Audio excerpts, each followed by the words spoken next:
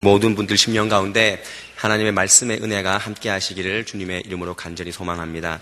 담임 목사님 한 주간 동안 휴가 중이시고 이번 수요 기도회부터 말씀을 증거하시게 됩니다. 돌아오실 때까지 여러분들 일정을 위해서 계속 기도해 주시기 바랍니다.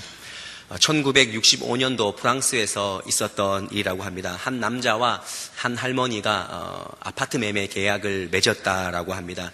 까뜨린이라는 할머니와 마르뺑이라는 한 남자가 아파트 계약을 맺었는데 마르뺑이 까뜨린 할머니에게 매달 500불씩을 주고 할머니가 돌아가시면 그 아파트를 이전하고 소유하는 그런 매매 계약을 맺었다라고 합니다. 상당히 좋은 조건입니다. 왜냐하면 그때 마르땡의 나이는 47세였고 또 할머니의 나이는 90세였습니다. 괜찮은 조건입니다. 그래서 이제 몇 년만 내면 저 집이 내 소유가 되겠다라고 생각을 했습니다. 30년의 시간이 흘렀습니다. 마르땡은 77세의 나이로 죽었고 까뜨린 할머니는 120세가 되어 아직 살아 있습니다. 중요한 것은 2년 더 사셨어요. 그래서 그 후손들, 자녀들이 더 집값을 주고, 종합해보니까 다 그 제값을 주고 샀다라는 이야기입니다. 이 이야기를 들으면서 느끼는 것이 뭐냐면, 수학이나 과학은 공식이나 법칙이 있지만, 우리 인생은 공식이 없다는 것입니다. 우리 인생은 철저하게 하나님께서 이끌어 주시지 않으면 그 인생은 어렵게 될 수밖에 없다는 것입니다. 하나님께서 원하시는 인생이 우리 가운데 분명히 있습니다. 여러분들 한 주 동안 사시면서 하나님께서 원하시는 인생을 사셨습니까?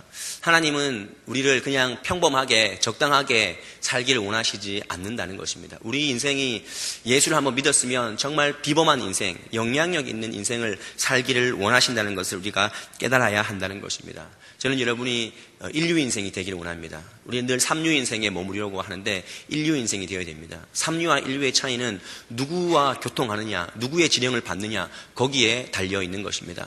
여러분들 계집을 지을 때 설계도를 펴놓고 짓는 계집 보셨습니까? 물론 엄청 큰 계집이면은 설계도가 있어야 되겠죠. 그런데 자기 생각대로 그냥 대충 맞춰 지으면 됩니다. 하지만 세계적으로 높은 빌딩들은 GPS와 교신을 합니다. 인공위성과 교신을 해서 한층 한층 오차없이 올라간다는 것을 우리가 안다면 우리는 인류 인생을 살아야 한다는 것입니다. 왜냐하면 우리는 하나님 앞에서 하나님의 지시를 받고 하나님의 말씀 안에서 하나님께서 요구하시는 삶을 살아야 하기 때문입니다. 그냥 지나가는 인생이 아니라 하나님과 늘 교통하실 때 우리가 가장 하나님께서 원하시고 요구하시는 인생인데 그것은 바로 순종하는 인생이라는 것입니다. 우리가 평범한 삶을 버리고 비범한 삶이 되기 위해서는 우리는 하나님 앞에서 늘 순종하는 삶을 살 수 있어야 한다는 것입니다. 좀 우스운 얘기지만 신앙인에게 가장 문제가 뭐냐면 신앙인에게 가장 문제는 불순종입니다. 예수님 믿겠다라고 우리가 들어왔지만 우리가 예수님 믿는 것 같기도 하고 안 믿는 것 같기도 하고 오히려 세상 사람들처럼 불순종의 모습이 우리 삶 가운데 너무나 많다는 것입니다. 기독 잡지에 보니까 어떤 책을 소개하면서 이렇게 얘기를 합니다. 믿는다고 착각하지 말고 진짜로 믿으라. 우리는 내가 믿는다고 착각을 합니다. 하지만 여러분들 삶 가운데 정말 내가 믿는 인생인가? 내가 인류의 인생을 살아가는가? 혹시나 또 삼류의 인생을 사시는 분이 있지는 않습니까? 믿는다고 착각하지 마십시오. 우리가 순종하지 않으면 하나님 앞에서 늘 불순종으로 살아가면 그것은 진짜로 믿는 것이 아니라는 것입니다. 오늘 우리가 읽은 출애굽기 4장 말씀은요. 하나님께서 모세를 부르십니다. 그런데 참 답답한 내용입니다. 왜냐하면 3장에서 하나님께서 호렙산에서 모세를 불렀습니다. 불렀는데도 하나님께서 모세가 계속해서 하나님에게 불순종하고 하나님을 시험하고 계속해서 여쭙고 물어보는 그런 모습이 있다는 것입니다. 한번 내가 쓰겠다라고 하면은 가겠습니다 하면 되는데 계속해서 뭔가 미심적인 부분이 있고 불순종하는 부분들이 그 모세의 삶 가운데 드러났다라는 것입니다. 제가 어떻게 갑니까? 백성들이 하나님이 누구냐고 물으면 어떡합니까? 또 백성들이 나에게 너한테 언제 하나님이 나타났느냐라고 물으면 어떡합니까? 라고 계속 질문을 하면서 하나님 이 문제에 대해서 어떻게 했으면 좋겠습니까? 하면서 질문을 한다는 것입니다. 모세의 그 초점은 한 가지입니다. 하나님, 내가 하나님 대해서 좀 알고 가겠습니다. 하나님, 내가 알아야 순종하지 않겠습니까? 여러분들 안다고 다 순종합니까? 하나님은 우리에게 믿음을 요구하시는 것입니다. 그래서 오늘도 말씀에도 계속 질문합니다. 백성들이 모세에게 나타나지 않았다라고 하면 어떻게 합니까? 묻는 거죠. 그래서 이적을 보여주시는 것입니다. 세 가지의 이적을 보여주시는데 놀라운 사실은 하나님이 참 인내하시고 자비가 풍성하신 하나님이라는 것을 우리가 느낄 수 있는 것이 뭐냐면 하나님께서는 모세의 그 불신앙을 계속 도와주시는 거예요. 믿을 수 있을 때까지 도와주시는 겁니다. 저 같으면 야, 너 가지 마. 야, 너 가지 말고 딴 사람 써. 이렇게 할 텐데 하나님께서 그 계속 불순종을 믿게 이렇게 도와주시는 분입니다. 그래서 5절 말씀 보면은 여호와께서 내게 나타난 줄을 믿게 하려 함이라 그랬습니다. 알았어, 내가 너 믿게 해줄게. 불순종을, 그 불신앙을 믿게 도와준다는 것입니다. 동일하게 오늘 우리가 예배 자리에 왔는데요, 하나님께서 우리의 불신앙을 버리게 하시고 말씀 앞에서 순종하게끔 우리를 도와주시는 겁니다. 그 도우시는 하나님을 우리가 믿어야 한다는 것입니다. 적절하게 우리에게 맞춤형으로 이끌어주시는 하나님을 우리가 볼 수 있어야 한다는 것입니다. 하나님은 오늘 3가지 이적을 통하여서 모세의 삶을 불신앙하는 삶에서 신앙하는 삶으로 만들어 주셨습니다. 이것을 더 깊이 얘기하면은 하나님께서는 모세를 평범하게 살아가는 인생이 아니라 비범하게 살아갈 수 있는 인생으로 바꾸어 주셨다라는 것입니다. 그를 불러 쓰겠다라고, 비범한 인생이 될 것을 믿고 그를 쓰겠다라는 것입니다. 우리가 예수를 20년, 30년 믿습니다. 하지만 우리 삶 가운데 아직도 아니란가, 그냥 적당하게 예수 믿고 그냥 평범하게 예수 믿으면 되겠지라는 그런 모습이 있지 않습니까? 우리 삶 가운데 다시 한번 하나님께서 우리를 비범한 인생들 가운데 부르신다는 것을 다시 한번 믿고 오늘 불신앙에서 신앙하는 마음으로 바뀌어질 수 있기를 바랍니다. 하나님께서 요구하시는 것이 있습니다. 오늘 그 비범한 삶이 어떻게 이루어져야 되는가 우리가 한번 나누어 볼 수 있기를 원합니다. 첫 번째로 비범한 인생이 되기 위해서는 우리 인생의 지팡이를 주님께 드려야 한다는 것입니다. 우리 인생의 지팡이를 드린다. 오늘 모세에게 지팡이, 내 손에 있는 지팡이를 내려놓아라 말씀하셨는데 우리 인생의 지팡이는 무엇인가 한번 생각해 보기를 원합니다. 2절 말씀 보면요, 여호와께서 그에게 이르시되 내 손에 있는 것이 무엇이냐? 그가 이르되 지팡이니이다. 그리고 3절에 여호와께서 이르시되 그것을 땅에 던지라 하매 곧 땅에 던지니 그것이 뱀이 된지라. 그리고 땅에 떨어진 그 뱀을 꼬리를 잡으라고 말씀하시면서 꼬리로 잡았을 때 또 지팡이가 되는 그런 기적을 보여주셨습니다. 왜 지팡이가 뱀이 되고 왜 또 뱀이 또 지팡이가 되는 이적을 하나님께서 보여주셨을까요? 그것은 많은 성서학자들이 이렇게 얘기를 합니다. 뱀은 애굽의 왕권을 상징하는 것이다. 당시에 애굽의 그 왕들에게는 코브라라는 그 뱀이 늘 왕관 중간에 자리를 잡았습니다. 그래서 하나님께서 그 뱀을 보여주시면서 봐라, 애굽의 모습이다. 하지만 네가 뱀을 잡을 때 머리로 잡아야 되는데 하나님께서는 꼬리로 잡으라고 말씀하십니다. 너 머리 안 잡아도 뱀 잡을 수 있다, 이길 수 있다.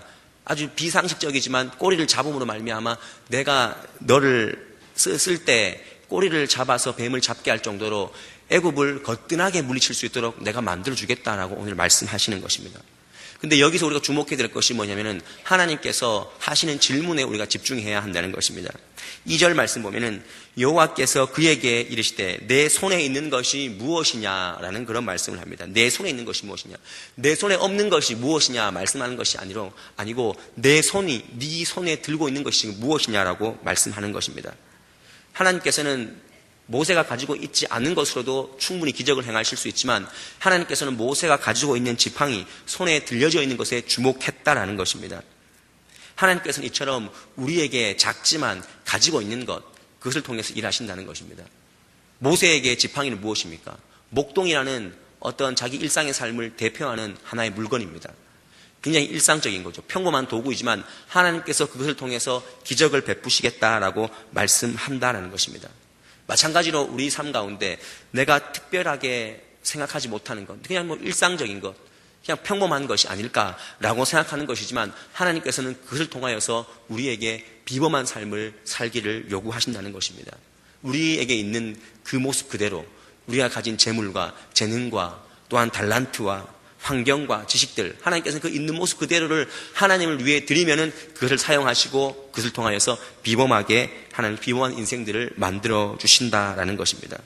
그래서 출애굽기 4장 20절 말씀 보면 우리가 읽지는 않았는데요, 그 말씀 보면 그렇게 적혀 있습니다. 모세와 그 아내와 아들들을 나귀에 태우고 애굽으로 돌아가는데 하나님의 지팡이를 손에 잡았다라고 했습니다. 평범한 지팡이가 아니고 하나님 손에 들려지니까, 하나님께 들려지니까 그 지팡이가 하나님의 지팡이가 되었다라고 말씀한다는 것입니다. 여러분들 삶도 하나님께 드리기를 소원하십시오. 하나님, 내가 작은 직장이지만, 하나님, 내가 작은 사업체지만, 하나님, 우리 가정이 연약하지만 주님께 드리겠습니다 하면 그 가정이 어떻게 쓰일지 모른다는 것입니다. 우리는 우리 스스로가 제한합니다. 우리 스스로의 인간적인 생각으로 제한합니다. 하지만 우리 인생을 주님께 통째로 드리면 하나님께서는 그 인생을 어떻게 사용할지 모른다는 것입니다. 왜 여러분의 자녀들을 여러분들의 생각으로, 경험으로 제한하십니까? 그럴 필요가 없다는 것입니다. 우리가 할 수 있는 것은 기도하면서 그 자녀를 주님께 드리기를 소원하고 하나님의 사역을 위해서, 하나님의 나라를 위해서 하나님 드리기를 원합니다. 그 인생으로 우리가 인도했을 때 하나님께서 놀랍게 우리를 사용하신다라는 것입니다. 하나님은 절대로 세상의 지혜와 세상의 경험과 방식으로 일하지 않는다는 것을 우리가 성경에서 많이 볼 수가 있습니다. 보리떡 5개와 물고기 2마리, 그것으로 수천 명을 먹이시는 분이 하나님이십니다. 다윗이 블레셋 장군 골리앗을 이길 때 물맷돌 하나로 이기게 하셨습니다. 굉장히 평범하고 일상적인 것이지만 하나님께서는 그것을 사용하셨다라는 것입니다. 여기에 나이가 지긋하신 어르신들이 있겠지만 내가 이 나이에 뭘 하겠어? 라고 생각하지 마십시오. 우리의 기도가 하나님께 드려지면 그 기도를 통해서 우리 교회가 어떻게 될지 모르고요. 또 여러분 자녀가 놀라운 축복 가운데 걸어갈 수 있다는 사실을 믿고 우리의 시간을 들여서, 우리 정성을 들여서 기도할 수 있어야 한다는 것입니다. 우리 권사님 가운데 돌아가셨지만 요양원에 계셔서 앞도 안 보이고 걸을 수도 없고 그냥 밥만 드시는 거예요. 근데 그분이 하시는 말씀이 내가 하루에 2번씩 아침 저녁으로 우리 친구들을 위해서 또 우리 교회 아픈 장로님인데 그 장로님을 위해서 기도한다는 겁니다. 저는 그 장로님과 또 우리 그 친구분들이 그 기도의 힘으로 산다고 저는 믿습니다. 하나님께 드려질 때 우리 인생이 어떻게 바뀔 줄 모른다라는 것입니다.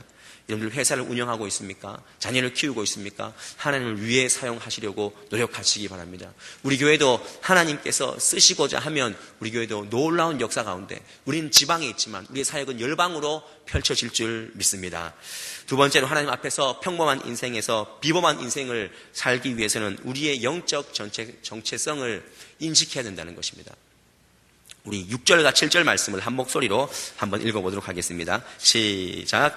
여호와께서 또 그에게 이르시되 내 손을 품에 넣으라 하시매 그가 손을 품에 넣었다가 내어보니 그의 손에 나병이 생겨 눈같이 된지라.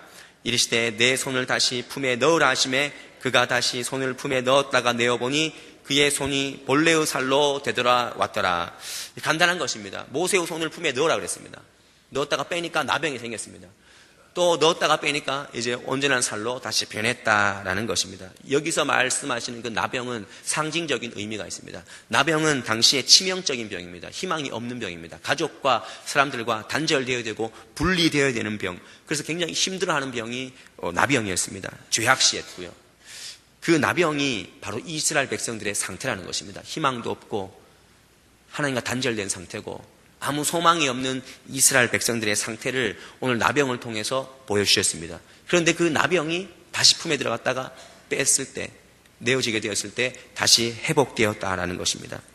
하나님께서 나병을 치유하셨듯이 이 민족을 치유하는 그 어떤 원리가 이 안에 있다라고 저는 생각을 합니다. 하나님께서 누구의 손을 품에 넣었다가 누구의 손을 또 이렇게 빼라고 하셨죠? 모세의 손입니다. 하나님 자기 손을 넣은 것이 아닙니다. 모세 네 손을 넣었다가 네가 빼라. 이것이 무엇입니까? 병든 손도 네 손이고 또 회복된 손도 내 손이라는 것입니다. 이것이 무엇이냐면은 우리가 모세 스스로가 애굽을 병들게 하는데 일조한 사람일 수도 있고 모세 스스로가 이스라엘 백성들을 낫게 하는데 회복하는데 일조한 사람이 될 수도 있다라는 것입니다. 이것이 우리가 오늘 받아야 될 그런 말씀입니다. 하나님께서 우리 삶을 주실 때 우리를 통하여서 이 땅을 회복하게 할 수도 있고요. 이 땅을 어렵게 힘들게 병들게 할 수 있는 그런 위치에 우리를 주셨다라는 것입니다. 우리의 영적인 위치가 정체성이 바로 거기에 있다는 것입니다. 우리가 평범한 삶에서 비범한 삶으로 변화되기 위해서는 우리 스스로의 정체성을 잘 확인해야 된다는 것입니다. 저는 여러분들이 영적 공인이라고 생각합니다. 공인이 무엇입니까? 공인은 연예인들, 또 스포츠 선수들, 또 정치인들, 공직자들, 세상에서 영향력을 끼쳐야 되는 사람들, 공직에 있는 사람들을 말하는 것입니다. 사회에 대해서 책임 있게 행동해야 될 사람들을 우리는 공인이라고 말합니다. 마찬가지로 영적인 면에서 하나님께서는 우리 한 사람 한 사람을 부를 때 영적인 공인으로 세우셨습니다. 왜냐하면 하나님께서 우리를 지명하여 불렀기 때문에 또 하나님께서 우리를 왕같은 제사장으로 세워줬기 때문에 왕같은 제사장이 무엇입니까? 사람 백성들을 대표해서 우리를 하나님께 나갈 수 있도록 세워주시는 그런 자리입니다. 동일하게 우리를 통해서 한국교회가 비난받을 수가 있고요. 우리를 통해서 한국교회가 다시 회복될 수 있는 그런 위치에 우리가 있다는 것입니다. 세월호 사건, 윤일병 사건, 우리가 많이 아파합니다. 그리고 그렇게 위로하고 얘기를 합니다. 지켜주지 못해서 미안합니다. 내 탓입니다. 인터넷 댓글 보면 다 이렇게 가슴 아픈 얘기입니다. 그런데 정말로 내 탓입니다. 지켜주지 못해 미안합니다. 그 의미를 행동으로 조금이나마 옮기며 살고 있는지, 우리가 정말 가슴 아파한다면은, 그러면 그러한 일이 있지 않도록 우리 자리에서 무엇인가 변화된 삶을 살고 있는지 우리가 한번 책임있게 반성할 수 있어야 한다는 것입니다. 우리는 공무원들, 연예인들 잘못하는 것에 대해서, 정치인들 잘못하는 것에 대해서는 굉장히 크게 비판하기를 좋아합니다. 그런데 하나님께서 동일하게 우리를 그런 자리에 세우셨다는 것을 기억한다면은 우리가 비난만 하고 비판만 하는 것이 아니라 우리 스스로가 책임 있는 행동을 해야 한다는 것입니다. 저는 서울에 이제 예전에 세미나를 한번 간 적이 있는데요. 서울에 가면은 지하철을 타게 됩니다. 근데 이제 세미나 장소가 굉장히 멀었습니다. 강변 터미널에서 많이 멀어서 지하철을 타고 이동을 하는데 사람들이 많았습니다. 사람들이 많아서 다리도 아프고 장시간 또 3시간 차를 탔으니까 자리에 좀 앉아서 갔으면 좋겠다라고 마음으로 생각을 했습니다. 근데 앞에 앉아있던 그 두 연인이 이제 일어서려고 하는 거예요. 이제 다음 정거장에서, 다음 역에서 내리려고 하는 것 같아요. 그래서 제가 마음속으로 두 분이 일어나면 내가 앉아야겠다 생각을 했죠. 생각을 하고 다음 역이 되어서 제가 그 두 분이 일어나고 앉으려고 하는데 갑자기 어디 한쪽에서 가방이 날아오는 거예요. 가방이 날아왔어요. 깜짝 놀랐어요. 가방이 휙 하면서 날아오는 거예요. 그래서 한 자리를 차지를 하면서 웬 아주머니가, 중년의 아주머니가 그 자리를 딱 잡고는, 가방을 잡고는 자리에 앉는 거예요. 한 자리 비었지 않습니까? 그럼 제가 앉으면 됩니다. 근데 그분이 휙 던지고 자리에 앉더니 옆에 있는 자리를 자기 손으로 또 막는 거예요, 이렇게. 그러면서 하는 얘기가 기가 막혔습니다. 박 권사님 이쪽으로 오세요. 자리 하나 비었어요. 지금 이런 웃음이 나옵니까? 저는 정말 손발이 오그라들어서 그 자리에 있지 못했어요. 그러놓고 앉아서 하는 얘기, 아마 그날 금요일이었는데 셀 리더 모임이거나 구역장 모임을 하고 오신 것 같아요. 하고 가는 길인지 오시는 길인지 잘 모르겠지만 앉아서 교회 얘기를 얼마나 시끄럽게 하는지 정말 민망했다는 것입니다. 세상 사람들이 그 교인들을 보면서 뭐라고 생각했겠냐라는 것입니다. 영적인 공인들인데, 인터넷 글에 보면은 한 병실을 쓰는 환우분이 굉장히 힘든 글을 하나 적었더라고요. 제 옆에 오신 교인 환자 때문에 힘듭니다. 왜냐하면 매일마다 교인들이 찾아와서 통성기도하고 찬양 막 하고 30분 40분씩 떠들고 간다는 거예요. 그러놓고 자기를 위해서만, 곧 집사님을 위해서만 기도하고, 그 환우들을 위해서 함께 병실 쓰고 있는 환우들 또 다 퇴원하게 해주세요. 그렇게 기도하는 것도 아니고 그냥 그 사람을 위해서만 기도하고 가버린다는 거예요. 그러면 그 사람들이 교회를 보고 뭐라고 말하겠습니까? 안동 얘기해 볼까요? 우리 안동에 CBS 중계소가 왔습니다. 중계소가 설치가 되어서 92.3MHz, 이제 깨끗한 방송으로 대구 CBS를 들을 수 있어요. 지난주부터, 수요일부터 이제 매주 9시 되면은 우리 이종우 목사님 그 설교를 저녁마다 들을 수가 있습니다. 한번 많이 청취해 주시기 바랍니다. 근데 우리 중계소 설립 감사 예배를 하면서 이 대구 직원들이 와가지고 우리 안동시내 그때 이 자리에 모인 한 사람들이 1,300명 되는데 그 밖에 있는 주차장에다가 차마다 다 스티커를 붙여놓은 거예요. 노란 스티커. 혹시 붙이고 계신 분 있죠? CBS 92.3 해가지고 선교, 뉴스 적혀있는 방송. 안동에 차를 몰고 가다 보면 그 차들이 굉장히 많이 있습니다. 그 표식이 뭔지 아십니까? 내가 안동에서 교회 생활을 하는 사람입니다. 근데 그렇게 딱지를 붙여놓고는 불법 주차, 난폭 운전, 그렇게 막 하는 거예요. 제가 한두 번 본 것이 아니에요. 우리 영적 공인들입니다. 우리가 지금 2부 예배 자리에 모였지만 2부 예배 때 이 주변에 주차장 때문에 굉장히 힘듭니다. 어쩔 수 없지요. 돼야 되는데 정말 간곡히 부탁드리는 것은 정말 코너에는 대시면 안 돼요. 코너에 대시면 사각지대가 생기거든요. 자리를 보고 누우셔야죠. 우리가 예수 믿고 정말 예배한다고 모였는데 우리는 아름답게 예배한다고 척하면서 밖에 있는 사람들한테 그렇게 불편을 줘도 되겠습니까? 우리 스스로가 영적 공인들인데 이렇게 말씀하면 많은 사람들이 목사님 그렇게 불편하게 살아 어떡합니까? 불편하죠. 하지만 하나님께서 우리에게 구원의 길을 열어주신 것은 그냥 편하게 살라고, 단지 편하게 살라고 그 길을 주신 것이 아니라는 것입니다. 우리는 주님 앞에 매여있지만 그 안에서 자유를 누리는 존재입니다. 그래서 우리가 살아갈 때 하나님 앞에서 하나님의 영광이 드러나느냐 드러나지 않느냐, 그 삶에 우리가 초점되어져야 한다는 것입니다. 우리는 영적 공인들입니다. 나 하나 때문에 이 세상이 병들 수가 있고 나 하나 때문에 세상이 회복될 수 있다는 것을 다시 한번 명심할 수 있기를 바랍니다. 저는 바라기는 여러분들 때문에 이 나라 이 민족이 또 우리 사회가 이 안동 땅이 변화되고 치유될 수 있기를 원합니다. 거룩한 부담감으로 살아가십시오.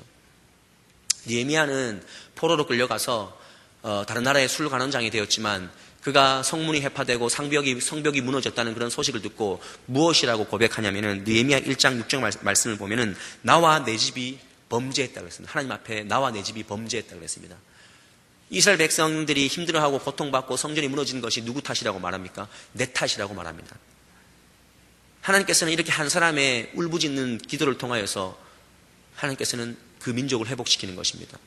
예레미야서 5장 1절 말씀 보면 이런 말씀이 있습니다. 너희는 예루살렘 거리로 빨리 다니며 그 넓은 거리에서 찾아보고 알라. 너희가 만일 정의를 행하며 진리를 구하는 자를 한 사람이라도 찾으면 내가 이 성읍을 용서하리라. 하나님께서 한 사람을 진리를 행하며 정의를 구하는 그 한 사람을 요구하시고 원하시고 찾고 계신다는 것입니다. 여러분 평범하게 사시겠습니까? 하나님께서 우리 한 사람 한 사람들을 비범한 인생 가운데 부르시는 것입니다. 오늘날 문제를 우리가 끊어 안고 내 삶에서 내가 무엇이 바뀔 때 이 민족이 바뀔 것인가 우리가 고민하며 살아야 할 줄 믿습니다. 그래서 책임감과 정의를 가지고 살아서 하나님 앞에서 비범한 인생을 살아갈 수 있는 여러분의 삶이 될 수 있기를 바랍니다. 마지막으로 평범한 인생을 넘어서 우리가 비범한 인생을 살기 위해서는 하나님 외에는 대안이 없음을 우리가 인정하면서 살 수 있어야 한다는 것입니다. 하나님 외에는 대안이 없어야 됩니다. 여러분들 보험 드셨습니까? 보험 드시죠? 제가 보험 뭐라 그러려고 그런 것이 아니고 보험 드시잖아요. 어떤 분은 4개, 5개, 제가 7개까지 드시는 분을 보았는데요. 보험 드셔야 됩니다. 왜냐하면 우리가 위험한 상황에 대처할 수 있기 때문에 하나님께서 주신 그것도 지혜입니다. 그런데 우리가 보험을 들 때 그 보험이 하나님을 믿지 못해서 든 보험이라면 그것은 우상이 될 수밖에 없다는 것을 또한 명심해야 한다는 것입니다. 하나님께서 마지막으로 나일강이 피가 되는 그런 기적을 보여주신다고 보여주셨습니다. 왜 나일강을 피가 되게 하셨을까요? 당시에 이스라엘 백성들은 애굽의 그 문화에 신앙에 많이 심취되어서 하나님 외에 나일강도 신봉했습니다. 애굽 사람들은 더한 거죠. 애굽 사람들에게는 나일강은 신입니다. 신. 그 자체가 신입니다. 풍요를 가져다주는 신입니다. 그래서 9절 말씀 보면 이렇게 말씀합니다. 그들이 이 두 적을 믿지 아니하며 내 말을 듣지 아니하거든 너는 나일강 물을 조금 떠다가 땅에 부으라. 내가 또 온 나일강 물이 땅에서 뭐가 된다고요? 피가 되리라 그랬습니다. 피가 되리라. 이것은 애굽에 주는 경고이기도 하지만 이스라엘 백성들에게 주는 경고이기도 한 것입니다. 애굽의 모든 습성들을 버리라는 것입니다. 네가 잡고 있는 하나님 외에 풍요라고 잡고 있는 그 나일강을 놓아라라고 말씀하는 것입니다. 풍요의 상징이요 두려움과 사랑의 대상인 그 나일강이 절대로 우리 인생의 대안이 되지 못하는 것입니다. 마찬가지입니다. 하나님께서 오늘 말씀 통해서 우리에게 하나님 외에 다른 대안을 찾지 말라라고 오늘 말씀하시는 것입니다. 사랑하는 우리 서부가족 여러분들, 여러분들의 삶이 그저 평범하고 예수를 믿지만 그저 세상 사람들과 별반 다름없는 그런 인생이라고 아직 생각되고 계십니까? 뭔가 잘 풀리지 않는 인생입니까? 여러분의 삶 가운데 대안이 있기 때문입니다. 하나님 외에 뭔가 지금 붙잡고 있는 끈이 있기 때문에 우리 인생이 잘 풀리지 않는 것입니다. 여러분이 마음으로 품고 있는 나일강이 무엇입니까? 내가 이 사람만 붙잡고 있으면 나는 문제가 없어. 내가 요 돈만 잡고 있으면 내가 내 노후는 문제가 없이 그냥 갈 수 있어. 우리 자녀만 잘 붙잡으면은 나는 될 수 있을 거야.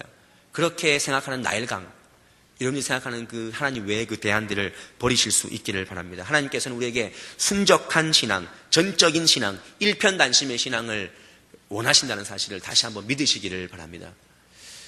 우리 교회 새가족분이 한 분 오셨는데 7월 6일 날 오셨어요. 정확하게 제가 찾아보니까 7월 6일 날 그분이 오셨어요. 우리 집사님 남편 되시는 분인데 많은 분들이 아시더라고요. 또 와서 보니까 우리 교인들을 많이 알아서 인사도 많이 하셨고 그래서 잘 왔다라고 생각을 합니다. 그런데 담임 목사님이 그분하고 식사를 하면서 제가 옆에 앉아 있었는데 이런저런 얘기를 하다가 평소에 즐겨 하시는 것이 무엇이냐고 물으니까 그분이 클라이밍 강사시래요. 클라이밍 그 암벽 등반 있잖아요. 안동의 강변의 옆에 보면 인공폭포가 흐릅니다. 동부교회 앞에 보면 인공폭포가 흐르는데 그 뒷면에 보면 노란 이렇게 암벽이 이렇게 인공 암벽이 조성되어 있습니다. 거기를 올라가는데 그것을 가르쳐주는 강사라는 거예요. 강사. 그래서 근데 목사님 대뜸 하신 얘기가 말 나온 김에 우리도 합시다 그러는 거예요. 그래서 그분이 7월 6일 날 등록했는데 저희가 7월 8일인가 9일 날 7월 8일이네요. 7월 8일 날 화요일 날 가서 암벽 등반을 하게 되었어요. 무서워 죽는 줄 알았습니다. 저는 사실 속으로 하기 싫었어요. 왜 거기 매달려야 됩니까? 15m에. 그래서 한 명씩 올라가는데 제가 큰 깨달음을 제가 얻었습니다. 그 클라이밍을 하려면 암벽 등반을 하려면은 팔에 힘도 있어야 되고 다리에 힘도 있어야 되고 요령이 있어야 됩니다. 그리고 장비도 있어야 되는데 저는 아무 장비 없이 그분이 다 대줬어요. 그런데 그 암벽 등반을 할 때 중요한 것이 뭐냐면은 등반자, 올라가는 사람을 등반자라 그래요. 저희가 담임 목사님과 우리 셋이서 올라가는데 등반자가 중요한 것이 아니라 등반자가 잘 올라갈 수 있도록 로프를 하나 걸어서 밑에서 잡아주는 사람을 확보자라고 해요. 확보자. 그 사람이 우리 세 가족 그분이 그 역할을 해주시는 거예요. 힘들 때는 땡기기도 하고 또 놓기도 하고 또 우리가 힘들 때 팔이 너무 아파서 힘들 때는 목사님 팔하고 다리하고 다 쉬세요. 공중에 그냥 매달려 있어요. 하면 그분이 확보자가 돼서 밑에서 줄을 자기의 몸무게를 다 실어서 그 줄을 당기고 있는 거예요. 그리고 밑에서 목사님 그 다리를 쓰지 마시고 왼쪽 다리를 쓰시고 지금 오른쪽에 있는 돌을 잡으세요. 그리고 올라가세요. 밑에서 막 얘기를 해주는 거예요. 온몸으로 헌신하시더라고요. 그게 확보자라고 하더라고요. 그러면서 제가 느낀 것이 뭐냐면은 우리 인생도 내가 지금 등산을 하고 있는 것 같지만 인생의 등반을 하고 있는 것 같지만 우리 뒤에서 튼튼하게 잡아주시는 분이 누구냐면은 확보자 되시는 하나님이라는 것입니다. 하나님이 우리 인생을 잡아주는 거지 우리가 그 돌을 우리의 힘, 팔 힘, 다리 힘을 믿고 가겠습니까? 절대로 그러면 우리 인생을 완주할 수 없다는 것입니다. 하나님께서 우리 인생의 줄을 튼튼하게 잡고 있습니다. 우리가 걸려 넘어지고 힘들어지고 두 손 다 놓아도 하나님이 잡고 있기 때문에 우리는 절대로 넘어지거나 떨어질 염려가 없다라는 것입니다. 하나님께서 그 삶을 원하시는 거예요. 대안이 없는 삶. 우리는 등반을 할 때 그 줄 하나만 의지하고 올라가는 것입니다. 하나님께서 우리 인생 가운데 다른 대안 찾지 마라. 건강, 자녀, 지위, 명예 그것이 너희에게 풍요를 가져다 주지 못한다라고 오늘 말씀하시는 것입니다. 시편 146편 3절 말씀. 귀인들을 의지하지 말라. 도울 힘이 없는 인생도 의지하지 말라 그랬습니다. 나일강은 그냥 단순한 평범한 물일 뿐입니다. 하지만 예수 그리스도로부터 흘러나오는 그 영생수는 우리 삶을 비범하게 만들어 주시는 것입니다. 이런 공식이 있습니다. 우리가 아무것도 가지지 않았지만 모든 것을 가진 예수님을 만나면 그 인생은 모든 것을 가지게 된다는 것입니다. Nothing, 그 다음에 Jesus 더해지면 우리는 everything이 된다는 것입니다. 저는 이 삶의 비결을 여러분들이 얻을 수 있기를 바랍니다. 그렇게 능력받은 모세는 평범하게 살았다라고 얘기하지 않습니다. 우리 마지막으로 히브리서 11장 24절부터 26절까지 말씀을 한번 읽어보겠는데요. 한번 우리 성경을 찾아보도록 하겠습니다. 히브리서 11장 24절에서 26절까지 말씀입니다. 제가 가진 신약성경 365면쯤에 있습니다. 히브리서 11장 24절에서 26절까지 말씀. 그 모세의 믿음과 모세의 삶을 생애를 한마디로 이렇게 평가를 하고 있는데요. 히브리서 11장 24절에서 26절까지 말씀을 한 목소리로 한번 읽어보도록 하겠습니다. 다 함께 시작. 믿음으로 모세는 장성하여 바로의 공주의 아들이라 칭함받기를 거절하고 도리어 하나님의 백성과 함께 고난받기를 잠시 죄악의 낙을 누리는 것보다 더 좋아하고 그리스도를 위하여 받는 수모를 애굽의 모든 보화보다 더 큰 재물로 여겼으니 이는 상주심을 바라봄이라. 아멘. 모세는 죄악의 낙을 누리는 것보다 그리스도를 위해서 고난받기를 더 좋아했다 그랬습니다. 왜냐하면 그에게는 하늘 상급이 있다라는 것을 믿었기 때문에. 이처럼 우리는 우리 인생을 돌아봤을 때 저 사람 그냥 단순하게 평범하게 살았다, 그렇게 평가되어져서는 절대로 안 된다는 것입니다. 우리는 누군가에게, 특별히 하나님께 비범한 인생이 살았구나, 영향력 있는 인생을 살았구나, 그렇게 노력했구나 라는 그런 평가를 들을 수 있어야 한다는 것입니다.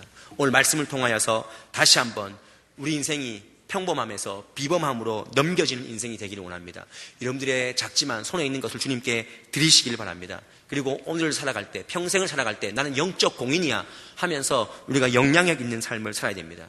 그리고 하나님 외에는 다 잡고 있는 그 대안들을 다 단절하고 끊을 수 있는 우리의 믿음이 될 수 있기를 바랍니다. 이런 믿음으로 말미암아 하나님 앞에서 비범한 인생을 살아가시는 저와 여러분의 삶이 될 수 있기를 주님의 이름으로 간절히 바라겠습니다. 함께 이 시간 기도하겠습니다. 사랑의 하나님 아버지, 오늘 말씀을 통해 우리 인생을 가치 있게 만들기 원하시는 하나님의 마음을 느끼게 하시니 참으로 감사를 드립니다. 하나님은 우리를 평범하게 살기를 원하시지 않으시고 비범한 삶을 통해서 예수가 드러나고 영향력 있는 삶을 살기를 원하심을 이 시간 다시 한번 깨닫습니다. 모세가 불순종 가운데 거절했지만 그 불순종의 믿음을 거절하지 않으시고 능력을 주셔서 이스라엘의 지도자로 세우신 것처럼 우리 안에 아직도 고집스러운 불신앙의 마음들이 있지만 그 불신앙의 마음들 가운데 말씀을 주심으로 말미암아 다시 한번 주님을 바라볼 수 있게 하셨나이다. 작지만 우리 안에 작은 것을 주님께 드림으로 말미암아 그것이 능력이 되게 하시고 왕같은 제사장의 직분을 세상에서 잘 감당하게 하여 주시옵소서. 무엇보다 우리 삶에 하나님 외에 붙잡고 있는 대안들을 과감하게 버림으로 말미암아 하나님 안에서 모든 것을 누리는 삶을 살게 하여 주시옵소서. 결단하는 모든 심령 위에 은혜와 용기를 더하여 주시옵소서. 예수 그리스도의 이름으로 기도드리옵나이다. 아멘.